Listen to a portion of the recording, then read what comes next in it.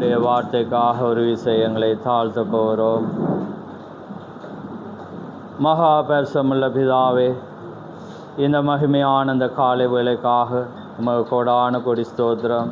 ஆம் கர்த்தாவே, இந்த மகிமையான இந்த காலை பொழுதிலே மீண்டுமாக இந்த புதிய வருடத்திலே முதலாவது வாரம் உம்முடைய சமூகத்திலே வரவும், கர்த்தாவே உம்மை மகிமைப்படுத்தவும், உம்முடைய ஜீவனுள்ள வார்த்தைகளை கேட்கவும் நீர் எங்களுக்கு கொடுத்த ஸ்லாக்கியத்துக்காக உமக்கு ஸ்தோத்திரம்.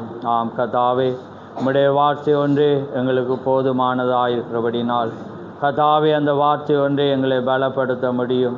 ஆண்டவரே, அது ஒன்றே எங்களை நடத்த முடியும், அது ஒன்றே எங்களுக்கு வழியை காட்ட முடியும் என்று நாங்கள் அறிந்திருக்கிறோம். அதனாலே கர்த்தாவே, இந்த அருமையான நாளிலே திறக்க போகிற வார்த்தையை ஆசீர்வதியும். அந்த வார்த்தையிலே நீர் மகிமைப்படும். அந்த வார்த்தையை கொண்டு நீர் எங்களோடு இடைப்படும். பேசுகிற உதடுகளையும் கேட்கிற செவிகளை நீர் ஆசீர்வதித்து உம்முடைய கிருபைக்குள்ளாக நீர் வழி நடத்தும். இந்த வேளை உம்முடைய கரத்தில் ஒப்பு கொடுக்கிறோம். பரிசுத்த ஆவியானவர் நீர் ஆளுகை செய்து கர்த்தாவே, ஒவ்வொரு வார்த்தையும் உம்முடையதாக இருக்கவும், அந்த வார்த்தை ஆண்டவரே ஒவ்வொரு இருதயங்களை ஊடுருவி செல்லவும் நீர் கொடுக்க போகிற ஸ்லாக்கியத்துக்காக உமக்கு ஸ்தோத்திரம். இந்த வேளை உம்முடைய கரத்திலே தாழ்த்தி இயேசு கிறிஸ்துவின் நாமத்தில் கேட்கிறோம். ஆமென், ஆமென். நாங்கள் நின்ற வண்ணமாகவே வெளிப்படுத்தல் 2ஆம் அதிகாரம், அதில் நாங்கள் 3 வசனங்களை நாங்கள் வாசிக்க போகிறோம். 18 20 மட்டும் நாங்கள் வாசிக்க போகிறோம். தியத்திரா சபையின் தூதனுக்கு நீ எழுத வேண்டியது என்னவெனில், அக்கினி ஜுவாலை போன்ற கண்களும் பிரகாசமான வெண்கலம் போன்ற பாதங்களும் உள்ள தேவகுமாரன் சொல்லுகிறதாவது, உன் கிரியைகளையும் உன் அன்பையும் உன் ஊழியத்தையும் உன் விசுவாசத்தையும் உன் பொறுமையையும் நீ முன்பு செய்த கிரியையிலும் பின்பு செய்த கிரியைகள் அதிகமாயிருக்கிறதையும் அறிந்திருக்கிறேன். ஆகிலும் உன் பேரில் எனக்கு குறை உண்டு. என்னவெனில், தன்னை தீர்க்கதரிசி என்று சொல்லுகிற ஜொசபேல் என்னும் ஸ்திரீயானவள் என்னுடைய ஊழியக்காரர் வேசித்தனம் பண்ணவும் விக்கிரங்களுக்கு படைத்தவைகளை புசிக்கவும் அவளுக்கு போதித்து அவர்களை வஞ்சிக்கும்படி நீ அவளுக்கு இடம் கொடுக்கிறாய். ஆமென். තවද තියත්‍රාවේ සභාවේ දූතයාට මෙසේ ලියාපන්න. ගිනිදැලක් වැනි ඇස්ද ගිලිහෙන පිත්තල වැනි පාදයන්ද ඇත්තව දෙවියන් වහන්සේගේ පුත්‍රයා මේ කාරණය කියනසේක.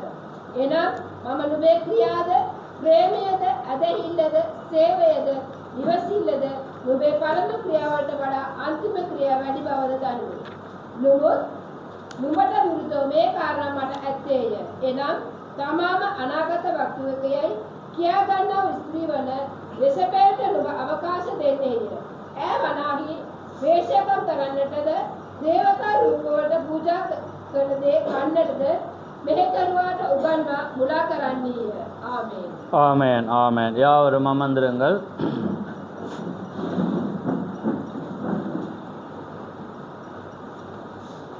கர்த்தருடைய பரிசுத்த நாமம் மகிமைப்படுவதாக. ஆமென். அதிசயமான தேவன் இந்த புதிய வருடத்திலே எங்களை அதிசயமாக நடத்தி வந்ததற்காக அவருடைய பரிசுத்த நாமம் மகிமைப்படுவதாக. ஆமென். அப்படியாக உங்களையும் அந்த ஆச்சரியமான அந்த காலத்துக்குள்ளாக தேவன் உங்களை கூட்டி சேர்த்ததுக்காக அவருடைய பரிசுத்த நாமம் மகிமைப்படுவதாக. ஆமென். இந்த அருமையான நாளிலே தியத்தீரா சபையினுடைய காலத்தை குறித்து நாங்கள் பார்க்குறோம். ஏனென்றால் இந்த சபை காலமானது எப்படி தேவன் அந்த சபை காலத்தினுடைய இயல்புகள் எப்படியாக அங்கே காலப்போக்கிலே அது இந்த கடைசி காலத்திலே வரும் என்பதை தேவன் அறிந்திருக்கிறார். ஆமென்.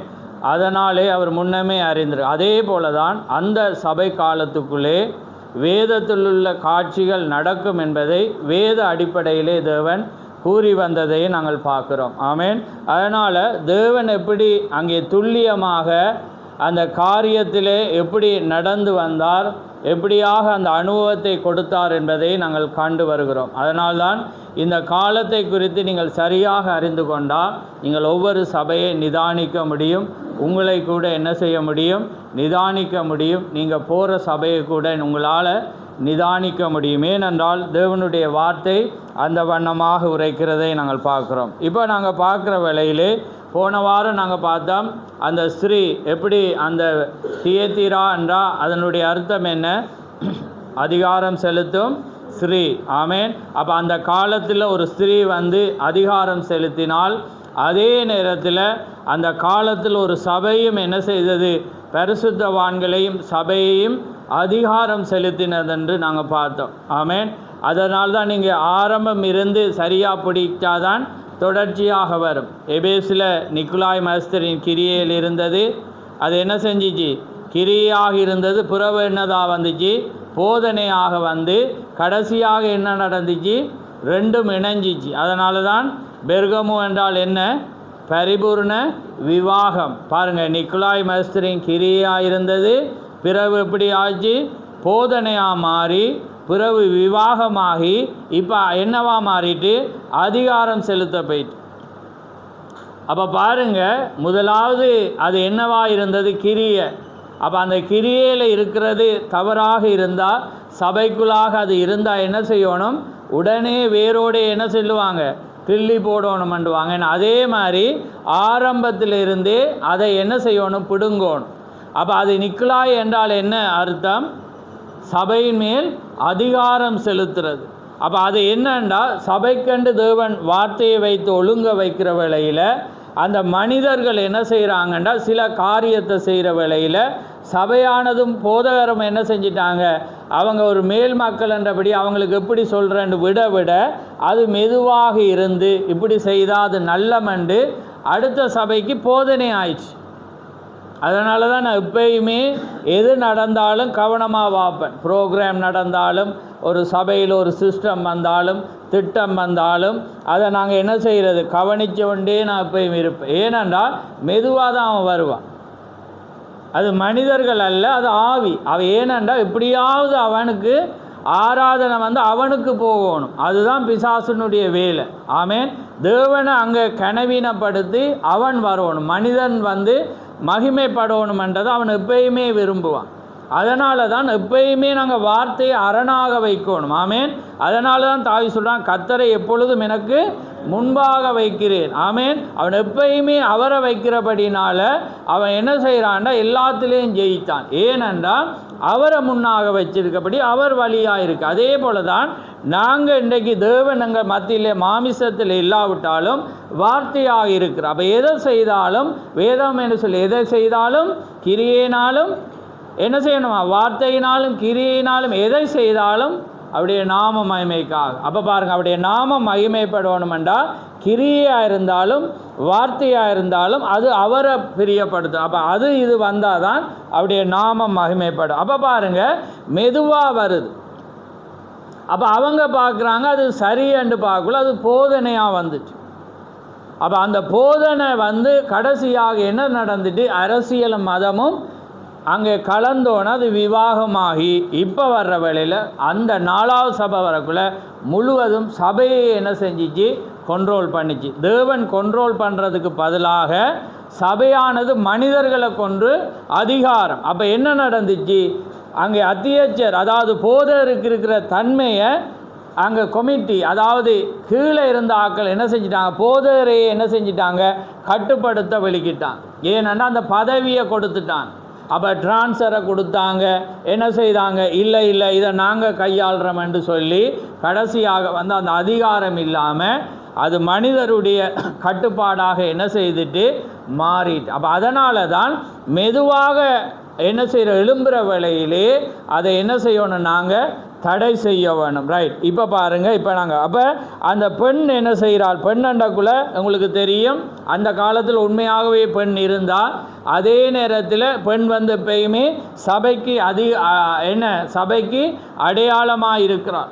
அப்போ அவள் என்ன செய்கிறாள்? அந்த காரியத்தை அதிகாரம் செலுத்தி, அது ரோமன் கத்தோலிக் என்ன செய்கிறது? அந்த காலத்தை வந்து ஆட்சி செய்து கோடான கோடி பரிசுத்தவான்களை என்ன செய்தது? கொலை செய்தது. ஆமேன். அப்போ அதே போல தான் இந்த காலமும் அந்த வண்ணமாக வரும். இப்போ பார்த்தீங்கன்னா ரோமன் கத்தோலிக் நன்மை செய்கிற மாதிரி இருக்கு. ஏன்னா இப்போ போப்பு என்ன செய்கிறாங்க? இந்த காலத்தில் அனர்த்தங்கள் இருந்தபடினால நாங்கள் கிறிஸ்மஸை தவிர்ப்போம், ஏன்னா கொண்டாட்டங்களை தவிர்த்து கொடுப்போம்ன்றக்குள்ள ஆக்கள் பார்ப்பாங்க, அடே எவ்வளோ ஒரு அன்பானவம். ஆனால் அந்த பிசாசு வந்து மறைமுகமாக இருந்து அவன் நல்லவனாக இருந்து தான் என்ன செய்வான், அங்கே எருசலேமில் அவன் உட்கார்ற வேளையில் தான் அந்த மிருகத்தினுடைய ஆவி உள்ள வர்ற வேளையில் தான் அவனை போல ஒரு கொடூரன் இருக்கிறானா. ஏன்னா மிருகம் 4வதுல வருகிற வேளையில் அவன் என்ன செய்வானா, மிருகமாக மாறுவான். அப்போ அது மட்டும் தெரியாது. அப்போ அதுக்கு முன்னால் அவன் அடித்தளத்தை அமைக்கும். அப்படி என்றால் நல்லவனுக்கு என்ன செய்வான், நல்லவனை போல அவன் நடிக்கும். அதனால தான் 1வது வெள்ளை குதிரையாகி அது என்ன செய்ய ஒவ்வொரு காலத்தில் வர்ற வேளையில் என்ன செய்ய வெள்ளையாக வரக்குள்ள ஆக்கள் நினைப்பாங்க, அடே இது சுத்தமானது என நல்ல பரிசுத்தம். ஆனால் காலப்போக்கில் அது என்ன மாறி 4வதுல வரக்குள்ள மங்கினதாக வந்து என்ன நடந்துச்சு, அந்த குதிரையின் மீது வந்து மிருகமாக அவன் என்ன செய்கிறான், மாறுறதை நாங்கள் பார்க்குறோம். அப்போ அதனால் நாங்கள் எப்பயுமே நாங்கள் வார்த்தையை வைத்து எப்பயுமே ஆராய்ந்து பார்க்கணும். அப்போ அந்த பெண்ணானவள் என்ன செய்தால், போன வாரம் அதிகாரம் செலுத்தினாள். அதனால் ஏதேனிலே அவள் விழுகிற வேளையிலே தேவன் அவளை என்ன செஞ்சிட்ட, ரிஜெக்ட் பண்ணிட்டு. ஏனென்றா அவள் வந்து முதல் அந்த அதிகாரத்தை கொடுத்தார், ஆனால் அவள் விழுந்து போவாள் என்பதை தேவன் அறிந்திருந்தார். அதனால தான் இன்றைக்கு எந்த சபையில் இவ்வளோ வல்லமையில் நடந்தாலும் பெண்கள் வந்து அதிகாரம் செலுத்தி கொண்டிருந்தால் அந்த ஊழியம் எப்படியானது, ஜொசபேலுடைய ஊழியம் என்பது எங்களுக்கு திட்ட தெளிவாக அங்கே உரைக்கிறது. அதனால தான் இன்றைக்கி பார்க்குற வேளையில் அடையாளங்கள் எப்படி ரோம் அங்கே எழும்புது, இங்கால பார்க்குற வேலை அமெரிக்காவுக்கு முடிவு வரப்போகுதுன்றதை எங்களுக்கு திட்ட தெளிவாக என்ன செய்கிறது தெரிகிறது. இப்போ நேற்றைய நாளில் உங்களுக்கு நியூஸ் பார்த்து அவங்களுக்கு தெரியும். ஏன்னா அவங்க கியூபாவா வெனிசுலா மீது அவங்க என்ன செஞ்சிட்டாங்க, படையெடுத்துட்டாங்க. தாறுமாறான அடி. எண்ணெய் வளம் இருக்கிற நாடாக இருக்கிறபடினால ஏற்கனவே வார்னிங் பண்ணி கொண்டிருந்தாங்க. அவங்க கேட்கையில் நாட்டுக்குள்ளே போய் என்ன செஞ்சிட்டாங்க, தரமறையை அடித்து, நீங்கள் படத்தில் தான் பார்த்துருப்பீங்க, என்ன செஞ்சிட்டாங்க, அந்த நாட்டு ஜனாதிபதியை அவர் நித்திரையாக இரவில் அவர் அவரும் மனைவியும் படுத்து கொண்டிருக்காங்க. இராணுவம் உள்ளே போய், அமெரிக்கா இராணுவம் போய் அவங்க 2 பேரையும் தூக்கி லாஸ் ஏஞ்சல்ஸ் நியூயார்க்குக்கு என்ன செஞ்சிட்டாங்க, விமானத்தில் கொண்டு போயிட்டாங்க. அப்போ பாருங்கள், இப்போ உலக நாடுகள் வந்து என்ன செய்கிறான், வியந்து கொண்டு இருக்கிறது. ரஷ்யா வந்து ஏன்னா ரஷ்யாவும் வெனிசுலாவும் வந்து பயங்கர அன்றைக்கு முதலே அவன் சொல்லிட்டான், அவனை தொட்ட நீ என்ன தொட்டதுக்கு சமனண்டு. அப்போ பாருங்கள், ஏனென்றால் அந்த அணுகுண்டானது எங்கே விழணும், அமெரிக்காவில் ஒரு தீக்கர்சனமானது நிறைவேறும். அப்போ நிறைவேறதுக்கு முன்பாக உங்களோட டிக்கெட் வந்து ரெடியாக இருக்கணும். ஆமென். அப்போ அது என்ன செய்யும், மேலே போகிற டைம் வந்து என்ன செய்கிறது, நெருங்கி கொண்டிருக்கிறத நாங்கள் பார்க்குறோம். அது எப்படி என்றது எனக்கு தெரியாது. அது 1 வருடமாக இருக்கலாம், 1 நாளாக இருக்கலாம், அல்லது 50 வருடமும் நான் அறியேன். ஆமென். ஆனாலும் என்ன செய்கிறது, காலமானது ஆயத்தமாகி கொண்டிருக்கிறத நாங்கள் பார்க்குறோம். ஏனென்றால் அந்த காட்சிகள் வந்து எங்களுக்கு நினைப்பூட்டு கொண்டிருக்கிறத நாங்கள் பார்க்குறோம். ஆமென். அதே நேரத்தில் இன்னொன்றும் சொல்ல விரும்ப பாருங்கள், எப்பயுமே இஸ்ரவேலுக்கு எதிராக வந்து அவங்க முறுமுறுத்தாலோ அவங்க இருந்தாலோ வேத வார்த்தையின்படி அவங்களுக்குள்ளே அடிபடுற மாதிரி தேவன் என்ன செஞ்சிருவேர். ஏண்டா தாவீதுக்கு வந்து விரோதமாக வார வேளையில் அவங்க ஜெபிக்கிற வேளையில் சத்துருக்குள்ளே தங்களுக்குள்ளே அடிபட்டு சாகுறாங்க. இப்போ இன்றைக்கி அந்த அடிப்படை நடக்கிற என்ன சவுதியும் என்ன யாரும் நடப்பது எங்கள் ஏமன், ஏன்னா ஏமன் என்ற நாடும் இப்போ அவங்களுக்குள்ள 2 நட்பு நாடாக இருந்தது. இப்போ அவங்க 2 பேரும் குண்டை போட்டு அடிப்படுறாங்க. ஈரான் பார்த்திங்கன்னா யார், மத தலைவர், அவர் அசைக்க இயலாத ஒரு இரும்பு மனிதன் என்று வர்ணிக்கப்பட்டவர் முஸ்லீம் ஆக்களால். ஆனால் இன்றைக்கு பார்த்திங்கன்னா அவர் லீடரை வந்து நீ பதவியை விட்டு விலகி போண்டு நாட்டில் 60 பேர் வந்து வீதிக்கு வந்துட்டான். ஏண்டா அந்த ஆவிய தேவனுக்கு மாற்ற தெரியும். ஆமென். அதனால் உன்னை தொடுகிறவன் என் கண்மணியை தொடுகிறான். அவ்வளோ தேவன் பிரியம். ஏனண்டா அவங்க அவ்வளோ வைராக்கியம் உள்ளவங்க. அவங்க தேவன் மீதில் அவ்வளோ வார்த்தைக்காக வைராக்கியம், தேவனுடைய அந்த வாக்கு தத்தத்துக்காக அவங்க வைராக்கியம், அதை தான் தேவன் விரும்புகிறான். ஆமென். அதே போல தான் உங்களுக்கும் வந்து அந்த வைராக்கியத்தை தேவன் அவர் விரும்புகிற தேவனாக இருக்கிறார். ஆமென். அவங்க எவ்வளோ கொலைகள் செய்யலாம், காரியங்களை செய்யலாம், எதுவாக இருந்தாலும் அந்த மதத்தினுடைய அந்த வாக்கு தத்தத்தின் பேரில் அவங்களுக்கு இருக்கிற அந்த வைராக்கியம் அங்கே தேவன் என்ன செய்கிற அவங்கள ஆசீர்வதிக்க காரணம். ஏனண்டா அவங்களா அந்த வைராக்கியம் வந்திருக்கு, ஆனால் தேவனை அறியலை. அந்த தேவனை அறியாமல் வச்சது யார், தேவன் தான் வச்சு. ஏண்டா உங்களையும் என்னை மீட்க வேதம் என்ன சொல்லுது, தேவனே அவருடைய கண்களை குருடாக்கினார். அப்போ அதனால் தேவன் அந்த தருணத்தை கொடுக்கிறத நாங்கள் பார்க்குறோம். ரைட், இப்போ நாங்கள் காட்சிக்கு வருவோம். ரைட், அப்போ தேவன் என்ன செய்கிறாருன்னா உன் கிரியைகள், ஏன்னா ஒரு மனிதனுடைய கிரியைகள் இல்லாட்டி, கிரியை இல்லாத விசுவாசம் என்னது? செத்தது. நீங்கள் கிரியை இல்லாமல் என்ன செய்யலாம்? அது ரட்சிக்கப்படையலாம். உங்களுக்கு விசுவாசம் இருக்கலாம், ஏன்னா எல்லாமே இருக்கலாம், மலையை கூட நீங்கள் பெயர்க்கலாம், ஆனால் அது கிரியை இல்லாட்டி அது மரித்து போனது. ஆமேன். அதனால தான் வேதம் என்று சொல்லுது, நீங்கள் உலக தோட்டத்துக்கு முன்பே நற்கிரியல் செய்யும்படியாக சிருஷ்டிக்கப்பட்டு தேவனுடைய செய்கையாயிருக்கு. அதை தேவன் முன்னதுமே ஆயத்தப்படுத்தினார் என்று தேவனுடைய வார்த்தை சொல்லுது. அப்போ தேவன் தான் அந்த நற்கிரியலை செய்ய வைத்திருக்கு. அப்படியானால் நற்கிரியல் செய்கிறவன் யாரால் உண்டாக்கப்பட்டிருப்பான்? தேவனால் தான் உண்டாக்கு. ஏன்னா அவர் தான் அவனை ஆயத்தப்பட. அப்போ உங்களால் சும்மா செய்யலாம். அப்போ நீங்கள் சிருஷ்டிக்கப்பட்டு தேவனுடைய செய்கையாக இருந்தால் நீங்கள் என்ன செய்வீங்க? நற்கிரியில் செய்வீங்க. அப்போ ஒரு மனிதனுக்குள்ள அன்றைக்கி ரூத் என்ன செய்கிறா? வெளியே வந்தோன்னு அவளுக்கு என்ன செய்யுது? தீர்மானம் வந்தது, சேவை வந்தது, இளைப்பாறுதல் வந்தது, பலன் வந்தது. அதே மாதிரி ஒரு ஊழியத்தில் ஒரு கிறிஸ்துக்குள்ள ஒரு மனிதன் வரக்குள்ள அவனுக்கு கிரியை இருக்கணும், அதுக்கு பிற்பாடு அன்பு இருக்கணும், அதுக்கு பிற்பாடு என்ன இருக்கணும்? நாங்கள் பார்த்து அந்த உன் கிரியையில் அறிந்திருக்கிறேன் வாசிப்பு அதில் பார்க்குறேன். நாம் பாருங்கள், உன் கிரியை, அன்பு, அடுத்த ஊழியம், விசுவாசம், பொறுமை, அதே நேரத்தில் முன்பு செய்தது கிரியைகளை பார்க்கலாம், பின்பு செய்தது அதிகம். அப்போ பாருங்கள், அவங்களுக்குள்ள என்ன இருந்தது? கிரியை இருந்தது. ரெண்டாவது பாருங்கள், அன்பு இருந்தது. உன் அன்பையும் உன் ஊழியத்தையும் பாருங்கள். அதான் அவர் தீக்க சொல்லி, பரிசுத்தாவினால் தங்களுடைய இருதயங்களில் ஊற்றப்பட்டிருக்க தேவனுடைய அன்பின் நிமித்தம் அவைகளை செய்து வந்தார்கள். அவருடைய இருதயங்களில் உண்டாயிருந்த அன்பு தேவன் தம்முடைய சொந்தமானவர்களிடத்தில் காண்பிக்கும் அன்பாகும். அப்போ பாருங்கள், தேவனிடத்தில் சொந்தமானவிடத்தில் ஏற்படுகிற ஒரு அன்பாக இருக்கிறது. ஏனென்றால் வேதம் என்ன சொல்லுது? அங்கே அன்பாக இருக்கிறவன் யாரால் உண்டாயிருக்கிறானா? தேவனால் உண்டாயிருக்கிறான். அப்போ பாருங்கள், இவர்கள் ஒருவர் அன்புள்ளவளாக இருக்கிறனர் என்று வியந்தனர். யோவான், அன்புள்ள எவனும் தேவனால் பிறந்திருக்கிறான், அவரை அறிந்திருக்கிறான் என்று கூறுகிறான். கடைசி காலங்களில் அக்கிரமத்தின் மிகுதினாலே அன்பு தணிந்து போகும் என்று கூறியிருப்பதை நினைப்பூட்டுகிறது. ஆனால் லவோதிக்கா சபையின் காலமாகிய கடைசி காலத்தில் சுய அன்பும் உலக பொருட்களின் மேலுள்ள அன்பும் தேவன் பேரில் வைத்திருக்க அன்பை புறம்பாக்கிவிட்ட. ஏன்னா அக்கிரமம் என்ற என்ன அர்த்தம்? ஒன்றை செய்ய அறிஞ்சிருந்து செய்யாமல் இருக்கிறது. அப்போ தேவனுடைய வார்த்தையின்படி நீங்கள் செய்யாமல் போகிற வேளையில் அது என்ன நடக்குமெண்டா உங்களோட அன்பு இல்லாமல் போய், அப்போ அந்த அன்பு கொமனான அன்பாக இருக்குது. அதாவது உங்களை நேசிக்கிறவங்கள நீங்கள் நேசிப்பீங்க. ஏன்னா ஆனால் அன்பு என்றது எப்படி? நேசிக்காததையும் நேசிக்கிறதாக இருக்கு. ஏனென்றால் அதுதான் அன்பாக இருக்கிறது. அது முறுமுறுக்காது, எதையும் தாங்கும், எதையும் சகிக்கும். அதே நேரத்தில் அது என்ன செய்யும்? ஆழமான அன்புக்கு வரக்குள்ள அந்த வார்த்தை வேறு. அவர் என்னை நேசிக்கிறவனை நான் நேசிக்கிறேன்னு இயேசு கிறிஸ்துவே சொல்கிறார். ஆமென். அப்போ அதனால் இதை அவரே சொல்லியிருக்கு. அதனால தான் நாங்களும் நேசிக்கிறவங்கள தான் நேசிக்கிறோம்னு சொல்லிடலாம். விளங்குது அவங்களுக்கு? அது அடுத்த பாயிண்ட்டுக்கு ஆழமான அன்பில் ரெண்டு வகைப்படுற மாதிரி, மாமிச அன்பு, தெய்வீக அன்பு. தெய்வீக அன்பு என்பது மன்னிப்போடு அது சார்ந்து இருக்கிறது. ஆமென். அதில் வர்ற வேளையில் தான் நாங்கள் அதை பிறகு பார்ப்போம். ரைட்.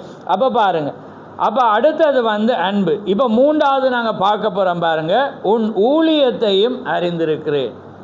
அப்போ பாருங்கள், அப்போ தேவண்ட ஜனங்கள், தியத்ரா சபை ஒரு சபையால் ஆளுகை செய்யப்படுது. அங்கே எதிராக இருக்கிறவங்க கொல்லப்படுறாங்க. ஆனால் அந்த ஜனங்கள் மத்தியில் என்ன இருந்துச்சு? அன்பு இருந்துச்சு, கிரியை இருந்துச்சு, அதே நேரத்தில் ஊழியமும் இருந்து. உங்களில் எவனாகிலும் முதன்மையாக இருக்க விரும்பினால் அவன் எல்லாருக்கும் எப்படி இருக்கணுமா? ஊழியக்காரனா. இப்போ நீங்கள் உலகத்தை ஆள போகிறீங்கண்டா, நீங்கள் தேவனுடைய சமூகத்துக்கு போக போகிறீங்கண்டா, நீங்கள் யாராக இருக்கணுமா? மற்றவருக்கு ஊழியக்காரனா. ஊழியக்காரன்டா இந்த இடத்துல சொல்கிற அர்த்தம் என்னண்டா, அவங்களுக்கு பணிவிட. ஆமேன். ஒரு பரிசுத்தவான் ஒரு திக்கற்ற, அதாவது எப்படி சொல்கிற, ஒரு உதாரணத்துக்கு வைத்தியசாலை வைப்பமே, அவங்களுக்கு அடுத்த ஆள் பார்க்குறதுக்கு இயலாமல் இருக்குது, உதவி செய்யலாட்டி அவனுக்கு நீங்கள் என்ன செய்யணும்? பணிவிட செய்யணும். அல்லது வீட்டினுடைய காரியத்தில் ஏதாவது குறைபாடுகள், ஏன்னா அவங்களுக்கு மேலதிகமாக இருந்தால், இது உதாரணத்துக்கு சொல்கிறேன்னா நிறைய இருக்குது. அதாவது என்ன சொல்கிறேன்டா, நீங்கள் ஊழியக்காரன். அப்போ அதான் தேவாதி தேவன் என்ன வார்த்தை சொல்லுறது, அவர் ஊழியம் கொள்ள வராமல் ஊழியம் செய்ய வந்தார். அதனால தான் அவர் என்ன செய்கிறார், அந்த வேலை, அதாவது கடைசி வேலை, அதாவது என்ன செஞ்சால் குறைவான வேலை, குறைவான சம்பளம் உள்ள வேலையை அவர் செய்து என்ன சீசருடைய காலை அவர் கழுவினேன். அப்போ அவங்களுக்கு அவர் என்ன செய்தார், பணிவிட செய்து. அப்போ அவங்களுக்கு அவர் வேலை செய்கிற வேளையில் அந்த வேதம் என்ன சொல்லுதாண்டா, அவர் எஜமானனாக இருக்காமல் அவர் இந்த பூமியில் மாமிசமாக வந்தபடினால அவர் ஊழியம் கொள்ள வராமல் அவர் வந்துட்டு அமர்ந்துட்டு பிசாசு கொடுத்த ராஜ்யத்தை எடுத்துகிட்டு இருந்திருக்கலாம். ஆனால் அவர் எப்படி வந்து மாமிசத்தில் வந்தபடினால அவர் என்ன செய்கிற ஊழியம் கொள்ள வராமல் எடுத்துட்டு அது ராஜா மாதிரி இருக்க வராமல் ஊழியம் செய்தார். ஆமென். அதே போல் தான் இன்றைக்கு நீங்கள் அதான் வைப்பாஸ்ன்ற தீக்கரிசி, அதாவது 3 சரீரம், ஆவிக்குரிய சரீரம், மாமிச சரீரம், என்ன தெய்வீக சரீரம், அதாவது தியோஃபனியும் இதில் அடங்குது. அப்போ பார்க்குற வேளையில் நீங்கள் தெய்வீக ஆவிக்குரிய சரீரத்தை பெறுற வேளையில் நீங்கள் தெய்வீக சரீரம், அதால் தான் தேவனை போல் நீங்கள் மாறுறீங்க. அதான் மகிமையின் சரீரம். தெய்வீக சரீரமும் மகிமையின் சரீரம் உண்டு. அப்போ அதே நேரம் ஆவிக்குரிய சரீரம் எதுவாக இருக்கிறது, தியோஃபனியாக இருக்கிறது.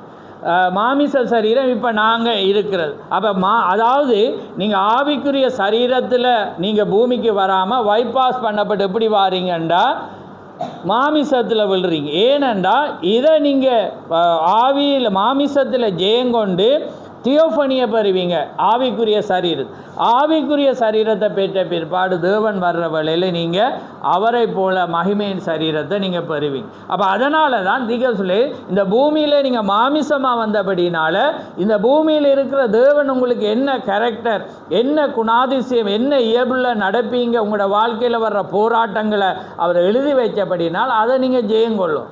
ஆமென். உங்களுக்கு ஒரு குடும்பம் இருந்தால் அந்த குடும்பத்தை ஜெயங்கொள்ளணும். உங்களுக்கு பிள்ளைகள் இருந்தால் அதை என்ன செய்யணும், ஜெயங்கொள்ளணும். உங்களுக்குள்ளாக இருக்கிற ஒவ்வொரு காரியத்தில் நீங்கள் என்ன செய்யணும், ஜெயங்கொள்ளாமல் நீங்கள் வந்து தேவனோடு உட்காரையலாம். ஆமென். அவர் ஜெயங்கொண்டு அவருடைய பிதாவினுடைய சிங்காசனத்தில் உட்கார்ந்தது போல ஜெயங்கொள்ளுகிறவனும் என்ன செய்வானாம், என்னோடு கூட உட்காரும்படி நான் செய்வேன் என்று சொல்கிறேன். அப்போ நீங்கள் என்ன செய்யணும், தேவன் உங்களுக்கும் ஒரு ஊழியத்தை வச்சிருக்கிறார். ஆமென். உங்களுக்கு பிரசங்கிக்கிற ஊழியம் இல்லாட்டியும் தேவனுடைய ஜனங்களுக்காகவும் இந்த சபையிலேயும் அல்லது ஒவ்வொரு நபருக்காக செய்கிற ஒவ்வொரு ஊழியத்தை தேவன் வச்சிருக்கிறார். அல்லது ஒரு ரோட்டில் போகிற ஒருவனுக்காவது சுவிசேஷத்தை சொல்லையாவது தேவன் என்ன செய்வேர், வைப்பேர். ஏண்டா நீங்கள் ஜனத்தை ஆதாயப்படுத்தணும், கிறிஸ்துடைய மகிமையை நீங்கள் என்ன செய்யணும், பறைசாற்றணும். ரைட்.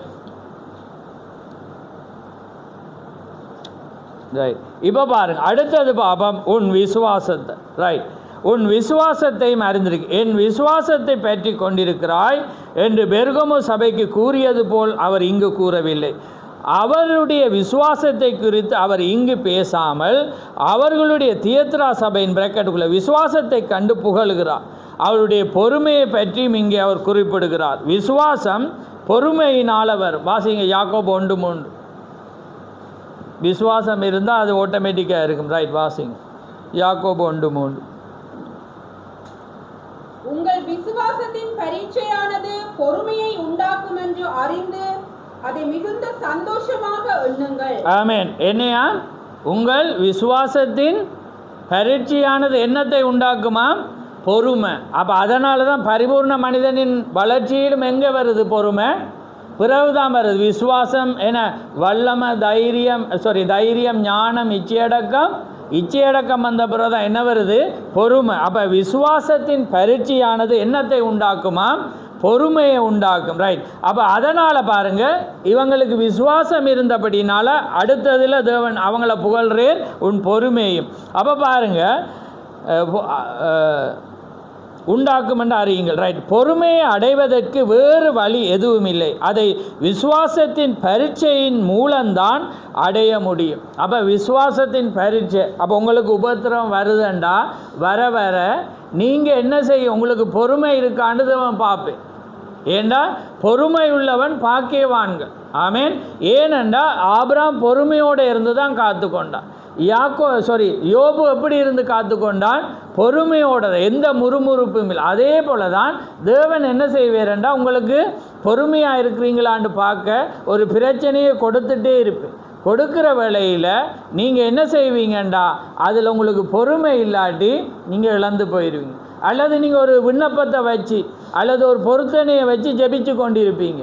காலம் தாமதிக்கிற வேளையில் நீப்பீங்க, இது கடவுளுக்கு சித்தம் இல்லை போல் என்றுட்டு என்ன செஞ்சிருவீங்க, விட்டுருவீங்க. அப்போ அதனால் நீங்கள் என்ன செய்யலாது, ஜெயிக்கல. ஆனால் விசுவாசமானது என்னத்தை கொண்டு வருமா, பொறுமையை கொண்டு வரும். அப்போ இவங்களோட இந்த சபையில் உபத்திரம் வருது. அப்போ ஆக்கள் என்ன நினச்சிருப்பா, அடே இவ்வளோ பேர் கொள்கிறாங்க, அப்போ தேவன் இல்லைன்றிருப்பான். ஆனால் அவங்க அப்படி இருக்கலாமே. அவங்க என்ன செய்கிறாங்க, தொடர்ந்து தேவனுக்காக அவங்க என்ன செய்கிறாங்க, தங்களோட ஊழியத்தில் பின்வாங்க. ஆனால் எபேசு சபை என்ன செஞ்சிச்சு, நீ ஆதியில் இருந்த அன்பை விட்டு விட்டாய், அதனாலே உன் பேரிலே எனக்கு குறை உண்டு. அப்போ அவங்க என்ன செஞ்சாங்கன்னா, ஆதியில் செஞ்சுட்டு விலகிட்டாங்க. அதனால தான் அவர் என்ன செய்கிற, ஆதியில் செய்த விட்டு விலகினவங்களுக்கு எச்சரிப்பை கொடுக்குற, நீ முன்பு செய்த கிரியைகளை செய்வாயாக, அப்படி இல்லாட்டி உன்னை என்ன செஞ்சிருவன், எடுத்து போட்டுருவன். அப்போ அதே போல தான் தேவன் இவங்களை பார்த்து சொல்கிற வேளையில், ஆகிலும் உன் பேரிலே உனக்கு குறை உண்டுன்னு சொல்கிறார். ஆனால் இந்த விஷயத்தில் அவங்ககிட்ட குறையில், புரியுது அவங்களுக்கு. அப்போ எல்லாமே சரியாக இருந்தாலும் தேவன் எல்லாமே பார்ப்பார். ஆமென். அப்போ பாருங்கள், அவங்ககிட்ட கிரியை இருந்துச்சு, அன்பு இருந்துச்சு, என்ன இருந்துச்சு, ஊழியம் இருந்துச்சு, அடுத்தது விசுவாசம் இருக்குது. ஆனாலும் தேவன் என்ன செய்கிறார், 7வது வர்ற வேளையில் உனக்குள்ள ஒரு குறை உண்டு. அப்போ பாருங்கள், ரைட். அப்போ பாருங்கள், இவங்களுக்குள்ள என்ன இருந்தது, விசுவாசத்தை அறிந்திருக்கிற, ரைட். பொறுமை குறித்து எவ்வளவு உயர்வாக எண்ணுகிறீர்கள், ரைட். அப்போ ரோமர் 5 வாசிங்க. அது மாத்திரமல்ல, உபத்திரவம் பொறுமையையும், பொறுமை பரீட்சையையும், பரீட்சை நம்பிக்கையையும் உண்டாக்குகிறதென்று நாங்கள் அறிந்து உபத்திரவங்களிலேயும் மேன்மை பாராட்டுகிறோம். ஆமே, பாருங்க. அப்போ உபத்திரவம் வந்தால் அவங்க மேன்மை பாராட்டாங்க. ஏனென்றா அது என்ன செய்கிறதாம், உபத்திரம் பொறுமையை உண்டாக்கும். நீங்கள் ஒன்றின் குறைவுள்ளவர்களாய் இராமல் பூரணராயிரும் நிறைவுள்ளவர்களாயும் இருக்கும்படி பொறுமையானது பூரண கிரியை செய்ய கடவுது. அப்போ பாருங்கள், நிறைவுள்ளவர்களாக இருக்கணுமெண்டா, குறைவில்லாமல் இருக்கணுமெண்டா, அதுக்கு என்ன அவசியமாக இருக்கிறது, பொறுமை அவசியம்.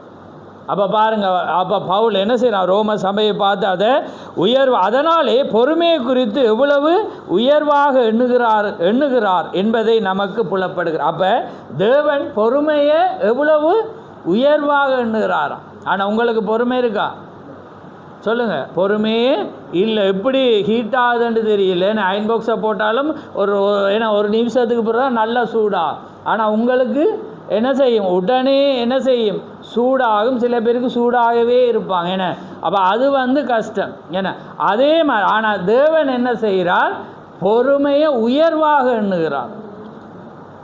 அப்போ பாருங்கள், அதனால தான் நீங்கள் கிறிஸ்தவர்கள் என்றால், நான் அடிக்கடி அதான் பேசிக்க நான் சொல்கிறது, நீங்கள் ஆரம்பம் இருந்து வரணும், விசுவாசம், அதுக்கப்புறம் ஆட்டோமேட்டிக்காக வல்லமாக வந்துடும். அப்போ நீங்கள் என்ன செய்யும், உங்களுக்கு வல்லமாக வரும். ஜெபிச்சா உடனே என்ன செய்யும், தேவன் ஜெபத்துக்கு ஏன்னா என்ன இருக்குது, அசையாத கடுகளவு, என்ன கடுகு போல் அசைவில்லாத அந்த உறுதியான விசுவாசம் இருக்கபடினால நீங்கள் கேட்குறது கிடைக்கும். ஏண்டா விசுவாசம் பூர்ணமாக இருக்குது.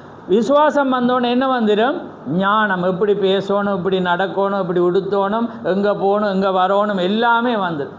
ஞானம் வந்தோன்னு என்ன வந்துடும், ஏன்னா உங்களுக்கு பகுத்தறிகிற குணம் இருந்த இச்சை அடக்கம், இது சாப்பிடக்கூடாது, இதை உடக்கூடாது, இந்த இடத்துக்கு போகக்கூடாது, ஏன்னா அப்போது என்ன தன்னடக்கம், உங்களே என்ன செய்வீங்க, கண்ட்ரோல் படும். இச்சை அடக்கம் வந்தோன்னு என்ன வருது, ஆட்டோமேட்டிக்காக என்ன வந்துடும், அது தேவையே இல்லை. ஏன்னா இச்சை அடக்கம் வந்தாலே அப்படியே பொறுமை, ஏன்னா பொறுமை வந்தோடனே என்ன வருது, தேவ பக்தி. அப்போ தேவ பக்தி என்ன, நீங்கள் பொறுமைசாலி என்றால் நீங்கள் யாராக மாறீங்க, தேவனாக மாறீங்க. குட்டி தேவன் ஆதாம் எதோ சொன்னானோ அது நடக்கும். ஏன்னா மழையை பார்த்து அப்படியே பேர்ந்து போகண்டா, அது நீங்கள் யாராக மாறிட்டீங்க, தேவகுமாரனாக மாறின. இயேசு இந்த பூமியில் வந்த வேளையில் தேவ குமாரனாக அழைக்கப்பட்டார். நீங்கள் இந்த பூமியில் இருக்கிற வேளையில் நீங்கள் அந்த கட்டத்தை வந்தீங்கன்னா தேவகுமாரன். அதனால தான் இன்றைக்கி நான் அந்த கோல் எடுக்கிற சௌரன் அவர் தேவகுமாரன் என்று தான் வாழ்த்து. அந்த வெளிப்பாடு அவர் அறிஞ்சபடினால அவர் சொல்லுவேன், நான் தேவகுமாரனை வாழ்த்தும்படியாக நான் வழிநடத்தப்பட்டேன் என்று அவர் கோல் பண்ணுவார். ஏன்னா அது எனக்கு சந்தோஷமாக இருக்குது. ஏன்னா அவங்க செய்தியை பார்த்து அந்த போதனையை அவங்க பெற்றிருக்கிறாங்க. ஆமேன். அந்த போதனை யாரை மகிமைப்படுத்துறது என்பதை அவங்க அறிஞ்சிருக்கிறாங்க. ஆமேன். ஒரு மனிதனை அல்ல, தேவாதி தேவன். ஆமேன். அது அடிக்கடி அடிச்சுவடில் அது போகிறது என்பதை அறிஞ்சபடினால அந்த தேவக்கும். அதே போல் தான் இயேசு இந்த பூமியில் வந்தோடனே யார் எப்பயுமே பிரியப்படுத்திட்டு இருந்தேன்? தேவனை தான். அதான் அவர் சொல்ல, நான் எப்பயுமே அந்த வசனம் இருக்குது, எப்பயுமே நான் பிதாவே பிரியப்படுத்துவேன், அதுவே என்னுடைய விருப்பம் என்று. அதே போல தான் மாட்டின் விருப்பம் என்ன? லட்சியமே. இதில் நிறைய பேர் விட்டீங்க. என்ன லட்சியம்? தேவன் எப்பயுமே பிரியப்படுத்தணும். தேவன் எப்பயுமே அவன் பிரியப்படுத்துறது தான் அவனோட லட்சியமாக நினைச்சான். ஆமென். அதே போல தான் உங்களுடைய என்னுடைய லட்சியம் அவரை பிரியப்படுத்தணும். ஆமேன். எதை செய்தால் உங்களை பாராட்டினா கூட கர்த்தர் மகிமைப்படுவாராக. ஆமேன். கர்த்தருடைய நாமம் மகிமைப்படுவது. ஆமேன். அதை நீங்கள் சொல்ல பழகுங்க. ஏன்னா தேவன் அதை செய்தபடியாக தான் எங்களால் அதை செய்ய முடிஞ்சிச்சு. ஆமேன். அதை தேவன் அது வைத்தாருன்னு எப்பயுமே அவரை மகிமைப்படுத்துங்க. ஆமேன். அப்போ எப்படி சுகமாக இருக்கிறீங்களான்னு உலகத்தாங்க இப்போ கர்த்தர நாமத்தால் நம்ம சுகமாக இருக்கிறோம். ஆமேன். அப்போ எப்பயுமே அவரை வைங்க. ஆமேன். அதுதான் அவன் சொல்கிறான் தானே. ஏன்னா இன்சா அல்லாண்டுவாங்க. ஏன்னா அப்போ அவங்க சொல்லுவாங்க, உங்களால் அது நீங்கள் கிறிஸ்தவங்களுக்கு மட்டும் சொல்லுவீங்க, ஆனால் நீங்கள் எல்லாருக்கும் நீங்கள் சொல்ல பழக வேண்டும். ஆமேன். அப்போ பாருங்கள், ரைட். அப்போ உங்களுக்கு இப்போ விளங்கிட்டு பொறுமையாக இருக்கும். அதுக்காக பல்ல கடிச்சிட்டு இருக்கிற இலச்சேச்சுக்குள்ளே ஏன்னா கோபம் வந்துச்சு, நான் வேறு இடமா இருந்தால் நான் இப்போ சாட்சி இருப்பேன்னு அப்படி சொல்லினா உங்களோட இயல்பு என்ன செய்யலை, மாறையில். அப்போ அது உங்களுக்கு என்ன செய்யணும்? எப்பயுமே அது இருக்கணும். ரைட். அப்போ ஏனண்டா நான் சொல்லலை, தேவன் சொல்கிறேன், அவர் பொறுமையை உயர்வாகன்றார். ஆமேன். உயர்வாக தேவன். அதனால தான் அந்த ஸ்டெப்பில் அவர் பொறுமையை அங்கே வைக்கிறார். ரைட். அப்போ சரி, ரைட். உயர்வாக என்பதை நமக்கு புலப்படுகிறது. நாம் பூரணப்படுவது கர்த்தருடைய சித்தமாக இருக்கிறது. நாங்கள் பூரணப்படுகிறது கர்த்தருடைய சித்தமாக இருக்கிறது. தேவனிடத்தில் காத்திருப்பதனாலும் தேவனுடைய வருகைக்கு காத்திருப்பதினாலும் உண்டாகும் பொறுமை நம்மை பூரணப்படுத்தி நம்முடைய தன்மைகளை வளர செய்கிறது. ஆமேன். எங்களோட தன்மைகள், எங்களோட குணாதிசயம், எங்களோட இயல்புகளை என்ன செய்யும்? வளர செய்யும். ஏன்னா அந்த பொறுமை. ரைட். இருளின் காலங்களில் ஜீவித்த விசுவாசிகளின் பொறுமை நிமித்தம் தேவன் அவர்களை உயர்வாக புகழ்கிறார். ஆமேன். அடிக்கப்படும் கொண்டு போகப்படும் ஆட்டுக்குட்டியை போல பொறுமையாயிருந்து அன்போடும் விசுவாசத்தோடும் அவர்கள் தேவனை சேவித்து அவ்வாறு சேவிப்பதை அவர்களுடைய ஜீவியத்தின் நோக்கமாய் கொண்டிருந்தனர். இதற்காக பரலோகத்தில் அவருடைய பலன் மிகுதியாயிருக்கு. பாருங்கள், தேவனே சாட்சி கூறுறார். ஆமேன். அதுதான் எங்களுக்கு தேவை. ஆமேன்.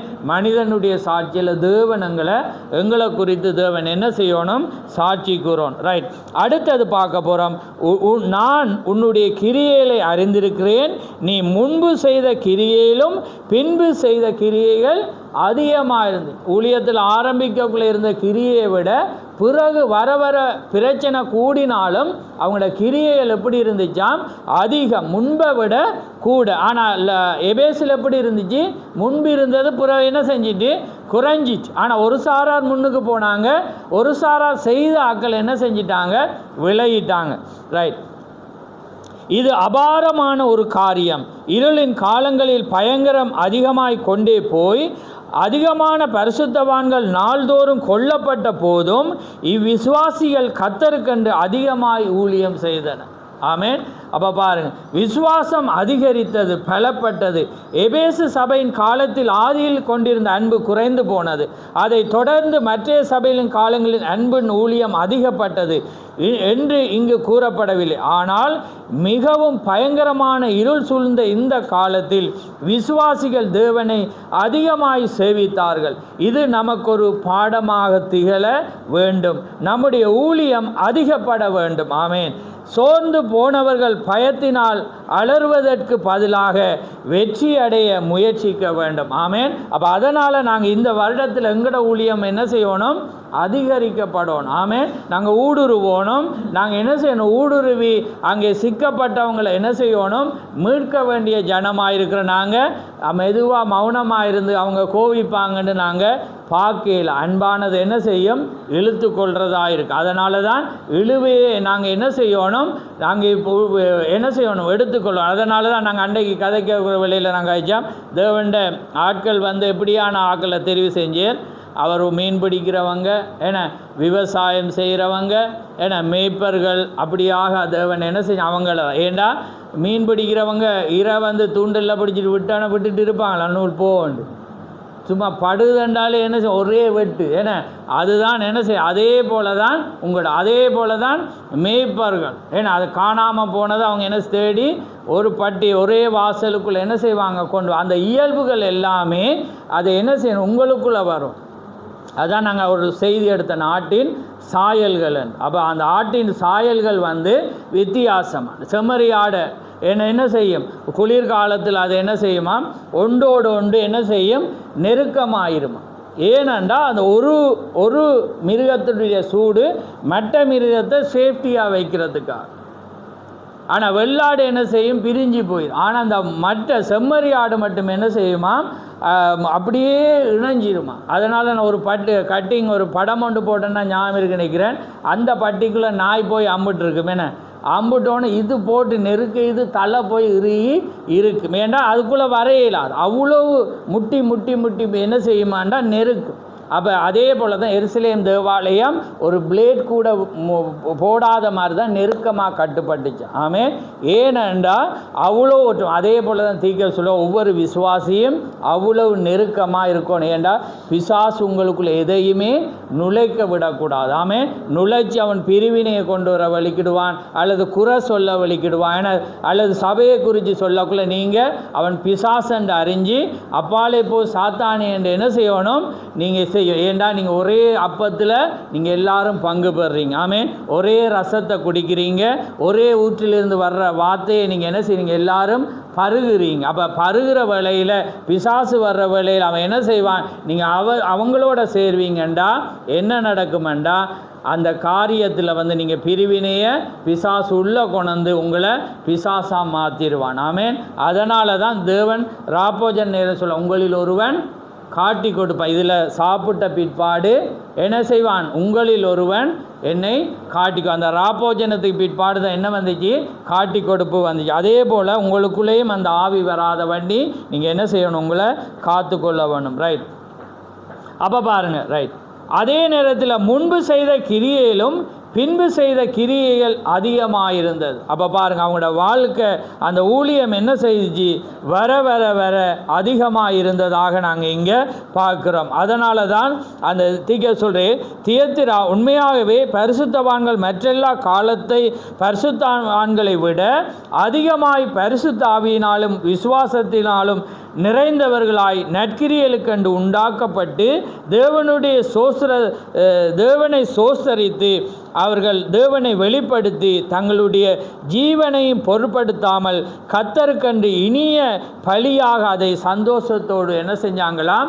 ஒப்பு கொடுத்தார்கள். அப்போ பாருங்கள் அவங்க மரணத்தை கூட பயப்படு. ஏன்னா வெளிப்பாடு வந்துட்டால் உங்களுக்கு மரண பயம் வராது. ஏன்?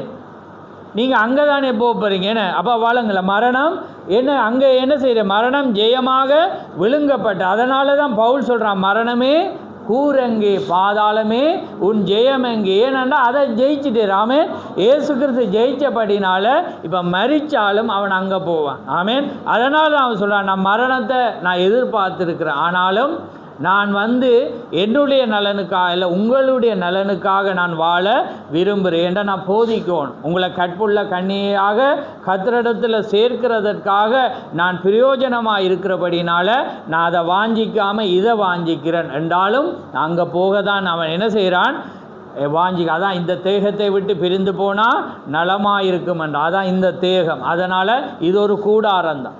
அதனால தான் ஆவி ஒரு நாளும் மரிக்க முடியாது. ஆனால் இந்த கூடாரம் மரிச்சு போகும். ஆனால் அந்த ஆவி என்ன செய்யும்? இளைப்பாறுதலுக்குள்ளே போகும். அது தேவனிடத்திலே அது போகும். ரைட், இப்போ நாங்கள் அடுத்ததுக்கு போகிறோம். கடிந்து கொள்ளுதல். ரைட், இப்போ பார்த்துட்டோம். என்ன பார்த்தோம்? உன் கிரியைகள், அன்பு, என்ன விசுவாசம், என்ன ஊழியம், ஏன்னா முன்பு செய்த கிரியையிலும் பின்பு செய்த கிரியைகள் அதிகமாக. ஆனால் தேவன் என்ன செய்கிற? எப்பயுமே அவரோட ஸ்டைல் வந்து பாராட்டி குறைய கண்டுபிடிக்கிறார். ஆமென். ஏண்டா பரிபூர்ணமாக இருக்கும். அதனால தான் இந்த வருடத்திலும் இந்த சபையில் இருக்கிற மெதுவான நிக்குலாய் மரசன கிரியையில் நான் மெதுவாக ஏன்னா வார்த்தையால் அடித்து வந்தனா இனி அதை மெதுவாக ஆணி வச்சு தலையில் இறக்கி என்ன செய்யணும்? நாங்கள் முழுவதுமாக கொண்டு வரணும். அது உங்களுக்கு அறியாமல் இருக்கலாம், ஆனால் எனக்கு எதை செய்தாலும் எனக்கு அது தெரியும். ஆமே, அதனால தான் நான் எப்பயுமே அரணாக வந்து வார்த்தை ஒன்றை நான் செய்கிறதுக்கு முதல் உங்களுக்கு தெரியும் என்ற ஸ்டைலே வந்து முதலாவது செய்தியை கொடுப்பேன். ஏன்னா செய்தியை கொடுத்துட்டு தான் அதுக்கு பிற்பாடு நான் ஒரு கட்டத்தை சபையினுடைய சீர்திருத்தத்தை மாற்றுற வேளையில் அங்கே எதிர்ப்பு வராமல் இவ்வளோ வருடம் ஏறக்குறைய 15 வருட காலமாக எதிர்ப்பு வராமல் செய்கிறதுக்கு ஒரே ஒரு காரியம் தேவண்ட வார்த்தையை வைத்ததுனால. இல்லாட்டி வேறு சபையில் எதிர்ப்பு வந்து பிரச்சனை வந்து சண்டை வந்து எல்லாமே வார். ஆனால் இப்போ உங்களுக்கு சில பேருக்கு அது விருப்பம் இல்லாட்டியும் முன்னால் வார்த்தை இருக்கிறபடினால அதை வச்சு உங்களை செவிட்ட மீனுக்கு வேணாம், அதை வச்சு உங்களை தாக்குறபடினால அந்த ஆவிகள் என்ன செய்யும்? மெதுவாக மௌனமாக அது இருக்கும். ரைட், இப்போ கடிந்து கொள்ளுதல். ஆகிலும் உன் பேரிலே எனக்கு குறை உண்டு. ஆனால் பாருங்க, இவ்வளவு பரிபூர்ணமாக தியாகம் பண்ண ஆட்களுக்கு அவர் சொல்கிறேன், ஆகிலும் உன் பேரிலே எனக்கு குறை உண்டு. என்னவெனில் தன்னை தீர்க்கதரிசி என்று சொல்லுகிற ஜொசபேல் என்னும் ஸ்திரீயானவள் என்னுடைய ஊழியக்காரர் வேசித்தனம் பண்ணவும் விக்கிரங்களுக்கு படைத்தவளை புசிக்கவும் அவளுக்கு போதித்து அவளை வஞ்சிக்கும்படி நீ அவளுக்கு இடம் கொடுத்தாய். அப்போ அந்த சபை என்ன செய்யுது? அவ்வளோ உத்தமமாக இருந்தாலும் அவங்க என்ன செய்கிறாங்கன்னா இடம் கொடுக்குறாங்க. சில சபையில் சில காரியம் எழும்புறதற்கு அவங்க என்ன செய்கிறாங்க?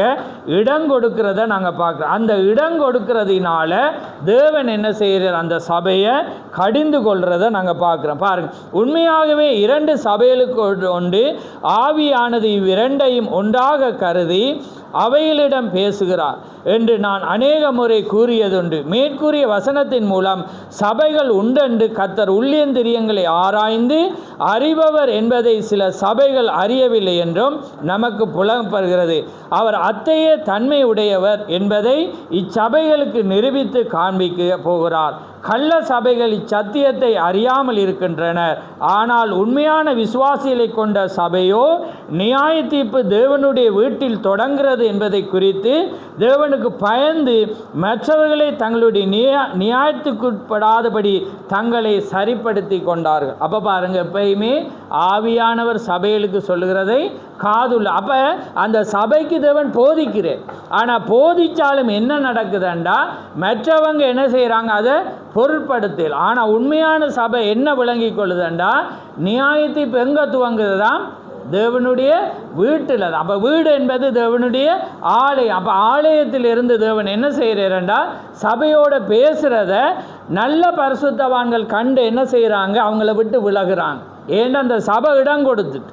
அப்போ இடம் கொடுத்தது என்னென்னா ஜோசபேல் என்ன சபை ஆளுகை செய்யுது. அதாவது பெண்ணல்ல, சபை என்ன செய்கிறது? உத்தியோகங்களை கொடுத்து ஆளுகை செய்கிற வேளையில் என்ன நடக்கிறதுண்டா இந்த சபை எதிர்க்காமல் பிணைகாசை போல பிணைகாசு என்ன செய்தான்? தவறு நடக்கிற வேளையில் லேவியர் ஆசாரி எல்லாமே மௌனமாக இருந்தான். ஆனால் விசுவாசியான எலிசியர் என்ன செய்கிறான்? பிணைகாசு எழும்பி என்ன செய்கிறான்? ஒரே குத்தினோன்னு அந்த வாதையை நிற்பான். தேவனே அவனை குறித்து பேரை சொல்கிறேன். புரியுதா அவங்களுக்கு? அப்போ பாருங்கள், அந்த பிணையாசுடைய பேரை தேவன் உச்சரிக்கிறேன். ஏனண்டா பாருங்கள், அவ்வளோ ஆசாரியர்கள் லேவியர் எல்லாமே மௌனமாக இருக்கும். ஏண்டா அவன் யார்? அதை பாவத்தை செஞ்சவன் யார்? மறந்துட்டீங்களா?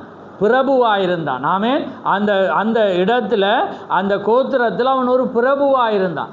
அந்த குமாரத்தையும் ஒரு பிரபுடைய மகளாக இருந்தான். அப்போ அதனால் எதிர்ப்பு வரும், காரியங்கள் வரும் என்று அவங்க என்ன செஞ்சிட்டாங்க, மௌனமாக இருக்கிற வேலையை பிணையாசை எழும்பி ஈட்டி என்ன செய்யும், ஒரே குத்துற வேலையில் அது ஈடுட்டு போனவனை பாருங்கள், ஒருவன் நிமித்தம் தேவன் அந்த வாதை அப்படியே ஸ்டாப் பண்ணுற. இல்லாட்டி இஸ்ரவேலுக்குள்ளாக அந்த வாதம் வந்து மரணங்கள் நடக்கிறது.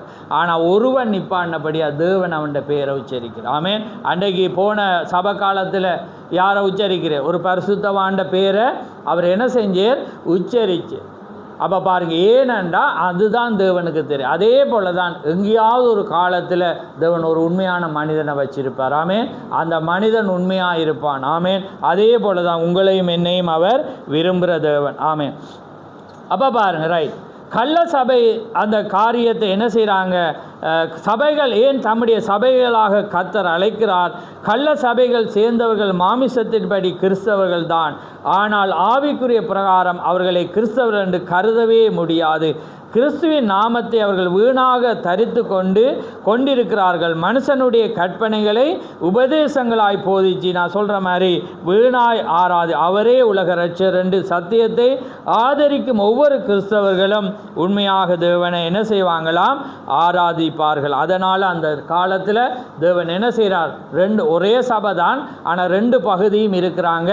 ஒருவர் என்ன செய்கிறாங்க, இடம் கொடுக்கிறபடினால் மற்ற பரிசுத்தவான்கள் எல்லா தனிப்பட்ட வர்ற வாழ்க்கையில் வர்ற கிரியைகள் இருக்குது, விசுவாசம் இருக்குது, பொறுமை இருக்குது, ஊழியம் இருக்குது, எல்லாமே இருக்குது. ஆனால் அந்த இடத்துல அவங்க என்ன செய்கிறாங்க, இடம் கொடுக்குறாங்க. புரியுது? அதை அவங்க எதிர்க்கல. புரியுது அவங்களுக்கு? நான் சொல்கிறேன், இப்போ உங்களோட தனிப்பட்ட வாழ்க்கையில் வர பரீட்சைக்கு ஊழியத்தை செய்கிறீங்க, ஏன்னா விசுவாசம் உங்களுக்கு இருக்குது, அதே நேரம் கிரியை உங்கள்கிட்ட இருக்குது. ஆனால் சபையில் வந்து ஆதிக்கம் செலுத்துறது அவங்க எதிர்க்காமல் என்ன செய்கிறாங்க, இருக்கிறபடினால தேவன் என்ன செய்கிறார், அவங்களுக்கு அதை எச்சரிக்கிறார். அதனால தான் அவர் சொல்கிறார், அவர்கள் உன்னிடத்தில் உண்டு என்று சொல்கிறார். ரைட். அப்போ பாருங்கள், அப்போ இப்போ இந்த சபையில் தேவன் வந்து ஜொசபேலில் பூத்தினா நாங்கள் எங்கே போய் பார்க்கணும்? பழைய ஏற்பாடு ஜொசபேல் இருந்து அவரோட கேரக்டரை தான் நாங்கள் பார்க்கணும். ஏன்னா அப்போ ஜொசபேல் எப்படி அங்கே இஸ்ரவேலுக்குள்ளே வந்தால், ஆகாப் மூலம். ஆகாப் யார்? ஒரு யூதன். ஜொசபேல் யார்? விக்கிராராணிக்காரி. அப்போ அதை வாசிங்க, 1 ராஜாக்கள் 16:31 நினைக்கிறேன். எடுத்து வாசி.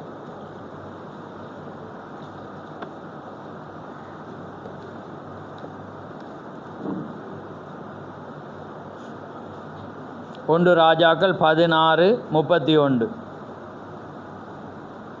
நேபாத்தின் குமாரனாகிய யெரொபெயாமின் பாவங்களில் நடப்பது அவனுக்கு கொஞ்ச காரியம் என்று நினைத்தாற்போல் அவன் சீதோனியரின் ராஜாவாகிய ஏத்பாகாலின் குமாரத்தி எசபேலை விவாகம் பண்ணினதும் அல்லாமல் அவன் போய் பாகாலையும் சேவித்து அதை பணிந்து கொண்டு.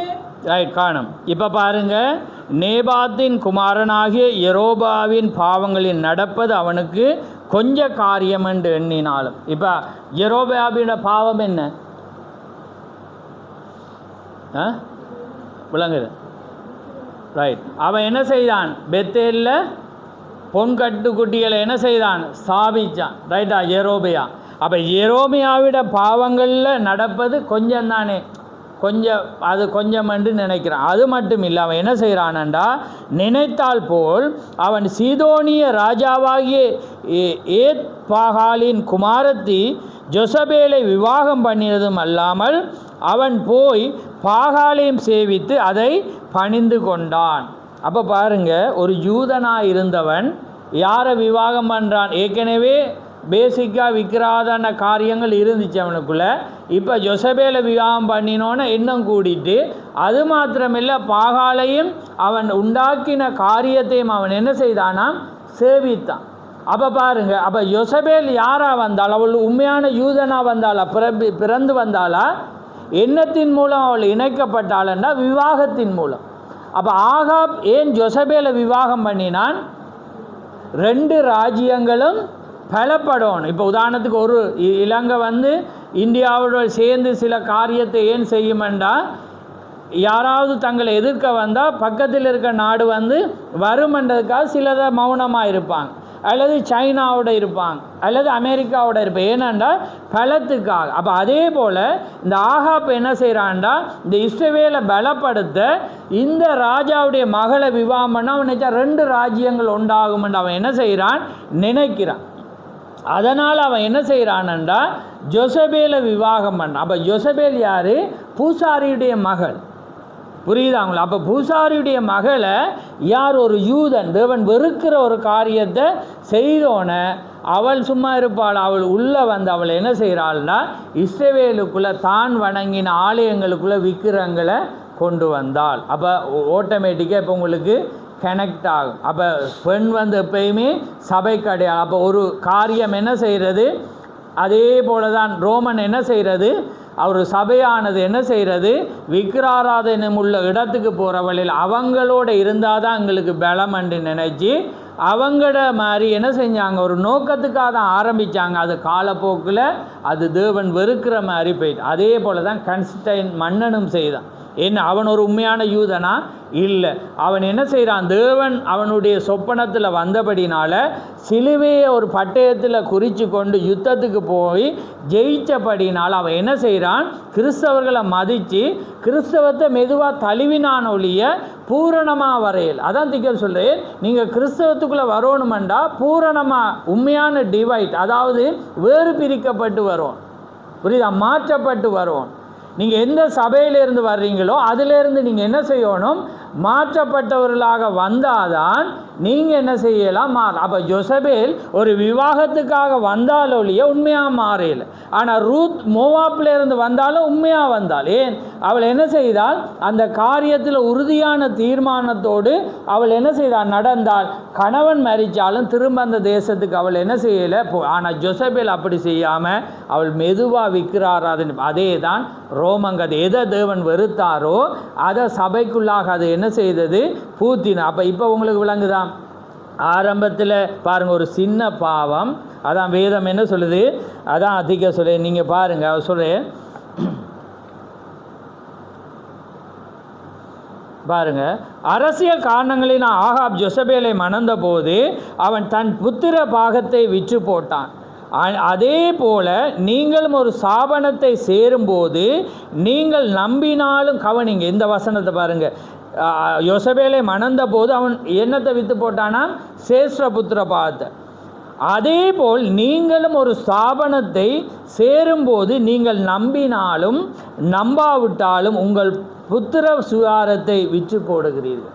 புரியுது? அதான் நாங்கள் இந்த சபையிலேருந்து வேறு யாரும் போய் வெளியில் ஸ்தாபன யாரை முடித்தா அவங்க என்னத்தை விற்று போட்டாங்க, சேஷ்டபுத்திரா. நீங்கள் நம்பினாலும் நம்பாவிட்டாலும் ஒரு ஸ்தாபனத்தில் இருக்கிற அவன் இயேசுவை தான் வணங்குறேன்னு சொல்லலாம், இயேசு கிறிஸ்துவை தான் நாங்கள் ஆராதிக்கிறேன். ஆனால் ஸ்தாபனத்துக்கு போனால் உங்களோட சேஷ்டபுத்திரம் ஆட்டோமேட்டிக்காக விற்கப்பட்டுட்டு நீங்கள் மனம் திரும்பவே முடியாது. அதான் ஒரு தரம் பிரகாசிக்கப்பட்டு பரம ஈவ ருசி பார்த்து மறுதளித்து போனவர்களை புதுப்பிக்கிறது கூடாத காரியம். அப்போ அதில் உண்மையான வெளிப்பாடு அர்த்தம், பைபிளில் சரியான அர்த்தம் என்னென்னா, அவனை புதுப்பிக்கவே முடியாது ஒரு தரம். ஏன்னா அவன் இந்த மெசேஜுக்கு வந்து பரிசுத்த ஆவியை பெற்று பிறகு அங்கேயும் இயேசுவை தான் வணங்குறாங்கன்ற ஒரு திருமணத்துக்காக போனால் அந்த பாட்டி வந்து வரவே இயலாது.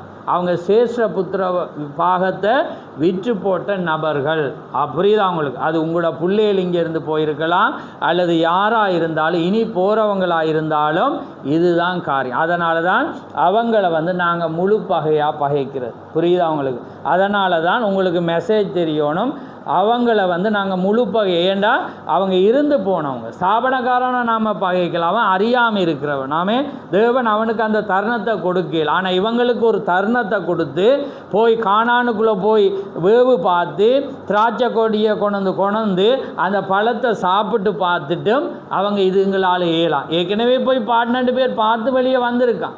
அவன் என்ன சொல்கிறான், எங்களால் ஏழும். ஆனால் பார்த்த 10 பேர் என்ன சொல்கிறான், எங்களால் ஏழாண்டு. அப்போ பாருங்கள், அதே போல தான் இன்றைக்கு இருக்கிறவங்க. அப்போ இப்போ இந்த வசனம் விளங்கிட்டாலும் நீங்கள் நம்பினாலும் நம்பாவிட்டாலும் உங்கள் புத்திர பாகத்தை விற்று போடுகிறீர்கள். சபையை விட்டு பிரிந்து வந்து மறுபடியும் அந்த சபைக்குள்ளே சென்ற ஒவ்வொரு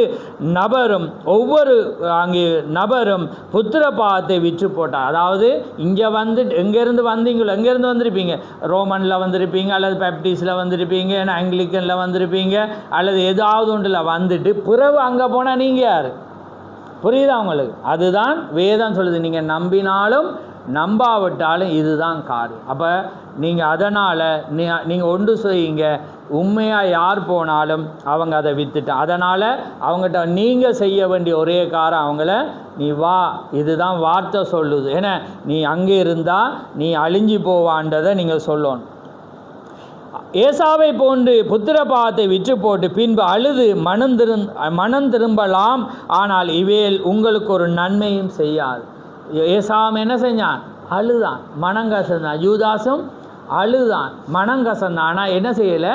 வரையலை. இப்போ விற்று போட்டவங்க அழுகுறாங்க, ஐயோ நாங்கள் போனோம், அங்கே ஒன்றுமே இல்லை. ஆனால் அவங்க என்ன செய்யலை? நீ வந்தா வேதம்னு சொல்லு, நீ ரிப்பீட், நீ திரும்பி வரணும். அதான் தாவி சொல்ல, ஆண்டவரே திரும்பி வாரும், எங்களை திருப்பி கொண்டு வார். நாங்கள் போனோமோ அங்கேருந்து எங்களை கூட்டிகிட்டு வார். ஆமென். அதே மாதிரி வர மட்டும் அவங்க வந்து வரவே இல்லை. புரியுதா அவங்களுக்கு? இந்த செய்தி வந்து உங்களோட இருதயத்தில் ஆணித்தரமாக இருக்கணும். அதனால் இங்கேருந்து போனவங்க வந்து அழலாம். ஏசாவும் அழுதான், ஜூதாசும் அழுதான். ஏன்னா ஐயோ இந்த பொக்கிஷத்தை, ஏன்னா அவன் கெட்ட குமாரனும் என்ன செஞ்சான்? அழுதான். அவன் நின்றானா? அவன் என்ன சொல்கிறான்? திரும்பி வரக்குள்ள நான் அவருடைய அப்பா என்ன தண்ட புத்திரன் என்று சொல்லவும் நான் அருகதையில் ஒரு வேலைக்காரனை போல நான் இருக்கிறேன்னு அவன் வர்றான். ஆனால் அவன் தகப்பன் வேலைக்காரனை வச்சான். அவனுக்கு என்ன செய்கிறான்? மோதிரத்தை கொடு. அதான் மனம் திரும்புகிறவனுக்கு தேவன் ஃபெசிலிட்டியை கொடுப்பாராமே. அதுதான் தேவண்ட காரியம். அதில் தான் நிறைய பேர் எரிச்சல் அடைகிறான். மூத்த குமாரன் எரிச்சல் அடைகிறான். அவன் பாருங்க. ஆனால் பாருங்கள் இழக்கப்பட்ட, அதனால அந்த தேவனும் பாருங்கள் 100 ஆடு இருக்க, ஏன்னா 99 இருக்க ஒன்றை தேடி போகிறேன். அதனால தான் அவரும் சொல்கிறேன், நான் பாவியை ரட்சிக்க தான் வந்து. அதனால தான் வேதமும் பாருங்கள், மனம் திரும்ப ஒரு பாவி நிமித்தம் பரலோகத்தில் கொஞ்சம் சந்தோஷம் இல்லை, மிகுந்த சந்தோஷம். புரியுதா உங்களுக்கு? அதனால தான் இந்த செய்தியை சரியாக விளங்கி கொள்ளுங்கள். சபையை விட்டு நின்று வராமல் இருக்கிறவங்க அங்கேருந்து அழுதாலும் ஆடியோ மெசேஜை கேட்டாலும் செய்தியை கேட்டாலும் ஒரு பிரயோஜனம் இல்லை. திரும்பி வரணும் போர்டு இருக்கு. அதெல்லாம் பாருங்கள், அவ்வளோ பெரிய விசுவாசத்தின் தந்தை என்று அழைக்கப்பட்ட ஆபிரகாம் போக வேணாம்ன்றக்குள்ளே போகணுன்னு ஒரு வார்த்தையும் தேவன் பேசு. நீங்கள் இங்கே தான் கவனிக்கணும், தேவனை சரியாக புரியணும். இங்கே வர்ற மெசேஜ் வந்து சரியான போதனை. ஏனென்றா நீங்கள் நினைக்க அது தேவன் கொஞ்சத்துலேயும் அட்ஜஸ்ட் பண்ண மாட்டாமே. அவர் பரிபூர்ண தேவன். தன்னை போல் அவனும் பரிபூர்ணம். தனக்கு சமனாக தான் அவர் வச்சு உங்களை வந்து கீழேயும் அவர் வைக்கல, அவர கதிரையில் தான் உங்களை உட்கார வைக்கிறேன். என்னோடு கூட உட்காரப்படி செய்வேன். ஆமே. அவர் சைட் கதிரை போட்டு எல்லாம் இல்லை. ஆமேன். அவர ஸ்தானது. ஏண்டா அதுதான் தேவனாயிருக்கு. அதனால் அவர் தன் ஹார்ட்டுக்குள்ளேயே கொண்டு போகிறேன். ஆமேன். இப்போ நானும் பிதாவும் ஒன்றாயிருந்தது போல நீங்களும் நானும் ஒன்றாயிருக்கும்படி நான் வேண்டுகொண்டேன். வேறு ஆள் இல்லை. அதனால தான் எங்களோட பேர் மாறி திருமதி இயேசுவா மாறுறோம். ஆமேன். Mrs Jesus. ஆமேன். அப்போ நீங்களும் யார்? நாங்கள் யாராக இருக்கிறோம்? அவருடைய மனைவி. எங்களோட பேர் வந்து இயேசு கிறிஸ்து. ஆமேன். அதுதான் காரியம். அதுதான் நிறைய பேர் இங்கே புரிஞ்சு கொள்ளணும். ஆமேன். அப்போ அதனால் இதை நான் முடிக்கிறேன் பாருங்கள், டைம் சரி. அப்போ பாருங்கள், அவளுடைய பாவத்துக்கு அதனால் நான் தேவன் சொல்கிறேன் பாருங்கள், ஏசாவை விற்று போட்டார்கள், அழுது மனம் திரும்பலாம், ஆனால் இவைகள் உங்களுக்கு ஒரு நன்மையும் செய்யாது. நீங்கள் டெய்லி அழலாம், ஒரு நன்மையும் செய்யாது. நீங்கள் செய்ய வேண்டிய காரியம் ஒன்றே ஒன்று, அவளுடைய பாவத்துக்கு உட்படாமல் அவளை விட்டு வெளியே வா. அதான் பாடுவீங்க, வெளியே வாண்டு பாடுவீங்க. அதுதான் நீங்கள் என்ன செய்யணுமெண்டா வெளியே வரணும். இப்போ இன்றைக்கு போட்ட கட்டிங், முதல் கட்டிங் பார்த்தீங்கன்னா திகர்சி ஒரு கோழி கதையை சொல்கிறேன். அந்த கோழி என்ன செய்யுமாமெண்டா, நிறைய ஒரு விவசாயி நிறைய முட்டையை அதுக்குள்ளே வச்சாலும் ஒரு அடக்காக்குற கோழி போய் என்ன செய்யுமாம், ஏறி குந்தி அதில் வந்து என்ன செய்யும், அப்படியே குந்தி ஃபாஸ்டிங், அதாவது திகர்சி ஆவிக்குரிய வெளிப்பாட்டுக்கு போகிறேன், அது ஃபாஸ்டிங் இருந்து தன்னை ஒடுக்கி எந்த காரியத்தையும் செய்யாமல் அது தன்னை நாள் முழுதும் காத்து கொண்டிருந்தாலும் அந்த முட்டை என்ன செய்யாதான், பொரிக்காது. ஏன்? அது எங்கேருந்து வரையில் ஜீவன் அந்த முட்டையில் இல்லை. ஆனால் சேவலுக்கூடாக அந்த பெட்டக்கோழியோட இன சேர்க்கம் அடைஞ்சி வெளியில் வர்ற முட்டையை நீங்கள் அடக்கி வச்சாதான் அது என்ன செய்யும், முட்டையை பொறிக்கும். மெஷினில் வர்ற முட்டையும் தானாக போடுற முட்டையும் கொண்டு வந்து ஒரு கோழி, அது உண்மையான கோழி தான், அடக்காக்குற கோழி தான். அது சூட முழுவதும் வச்சு 50 முட்டையை காத்து கொண்டு இருந்தாலும் அது என்ன செய்யும், 21 நாள் தாண்டினோன்னு அந்த முட்டை அழுகி அழுகி அழுகி. ஆனால் அந்த தாய் பொறிக்குமெண்டு அந்த முட்டைக்கு மேலே இருக்கும். ஆனால் காலப்போக்கில் அந்த முட்டை எப்படி இருக்கும், அழுகி போய் சேவலோடு அது வரையலாமே.